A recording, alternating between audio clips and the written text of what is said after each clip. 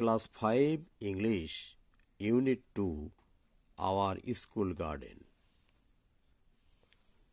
আজকে আলোচনা করব অ্যাক্টিভিটি 4.1 নিয়ে। Fill in the blanks with the correct collective noun from the box. তাহলে ফিল ইন দ্য ব্ল্যাঙ্কস মানে শূন্যস্থান পূরণ করো উইথ দ্য কারেক্ট সঠিক কালেকটিভ নাউন্স। কালেকটিভ নাউন দ্বারা বক্সে দেয়া আছে কালেকটিভ নাউনগুলো।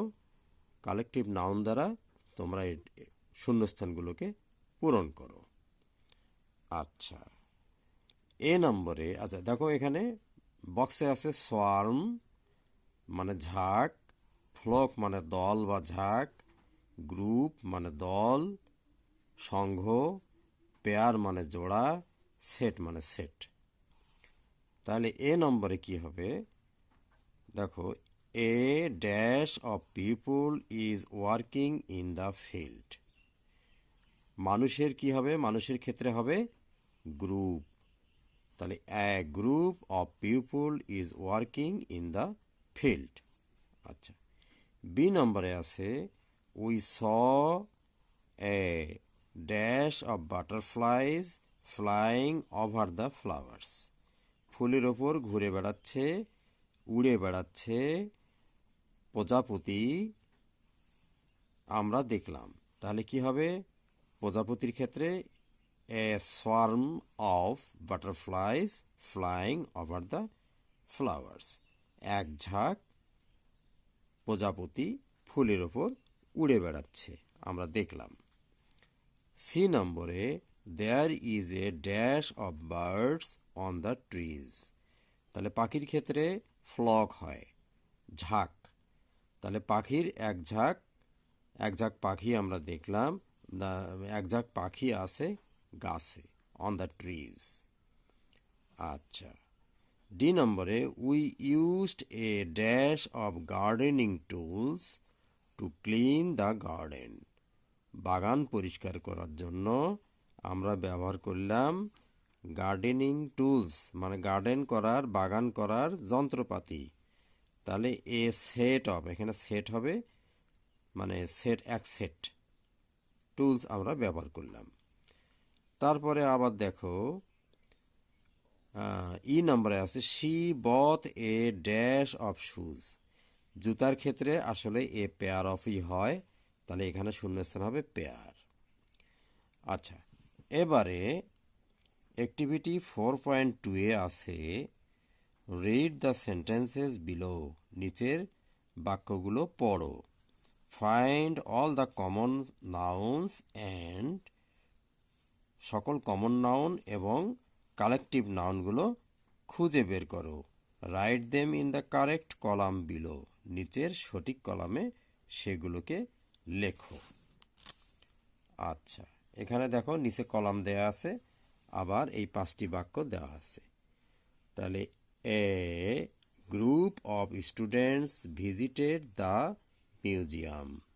এখানে তোমাদের পাঠ্যপুস্তকে করে দেয়া আছে এ নম্বরে কমন নাউন কি কি দেয়া আছে। কমন নাউনের মধ্যে সাধারণ যে নামগুলো, যেমন মিউজিয়াম, স্টুডেন্টস। আবার গ্রুপ হেড দেওয়া, কালেকটিভ নাউনে আছে এ গ্রুপ, এ নম্বরে আছে গ্রুপ। আচ্ছা, এবারে আমরা দেখব বি নম্বরে কি আছে। My dog chased a flock of hens in the yard. আচ্ছা, সেইজ মানে হলো তাড়া করা, ধাওয়া করা। তাহলে মাই ডগ মানে আমার কুকুরটি, চেইস্ট মানে তাড়া করলো, a flock of hens in the yard উঠানে এক ঝাঁক মুরগি ছিল, সেগুলোকে তাড়া করেছে। তাহলে এখানে কোনটা কোনটা হবে? মাই ডগ। তাহলে আমরা দেখি কি কি আমরা করতে পারছি।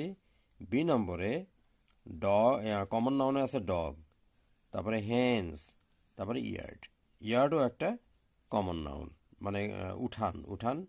সারা পৃথিবীতে যতগুলো উঠান আছে এক নামেই সেগুলোকে বলা হয়। আচ্ছা, তারপরে আর কি আছে? গ্রুপে কি আছে? কালেকটিভ নাউনে আছে ফ্লক, বিতে আছে বিতে ফ্লক আছে। আচ্ছা, তাহলে কালেকটিভ নাউনে ফ্লক পেলাম আমরা। এবার সিতে আমরা কি পেলাম? The teacher broth A box of pencils for the class. শ্রেণীর জন্য শিক্ষক বহন করলেন, নিয়ে আসলেন এ বক্স অফ পেন্সিলস, এক বাক্স পেন্সিল নিয়ে আসলেন। তাহলে এখানে কি কি আছে? সিতে কমন নাউনে আছে teacher, teacher common noun, pencils common noun, এরপরে সিতে কালেকটিভ নাউন আছে বক্স, একটা বাক্সে অনেকগুলো পেন্সিল থাকে, বক্স, তারপরে ক্লাস, ক্লাস হলো কালেকটিভ নাউন।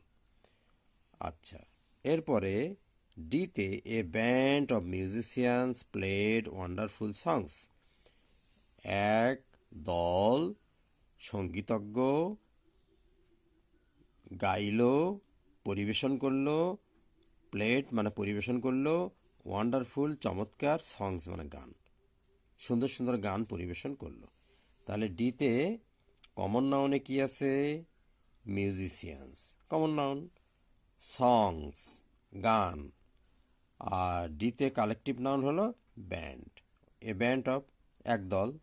আচ্ছা, ইতে we saw A swarm of বিজ নিয়ার দ্য বিগ ট্রি, বিশাল গাছে কাছাকাছিতে আমরা দেখলাম এ সোয়ার্ম অফ বিজ, এক ঝাঁক মৌমাছি। তাহলে এখানে কি কি আছে? ইতে বীজ, কমন নাউনে আছে বীজ এবং ট্রি। আচ্ছা, আবার কালেকটিভ নাউন আছে সোয়ার্ম। তাহলে তোমরা নিশ্চয়ই বুঝতে পারলে যে কমন নাউন এবং কালেকটিভ নাউন কিভাবে আলাদা করা হয় এবং সেগুলোর পরিচিতি। আশা করা যায় তোমরা বুঝতে পেরেছো আজকের অ্যাক্টিভিটি 4.1 এবং অ্যাক্টিভিটি 4.2। খোদা হাফেজ।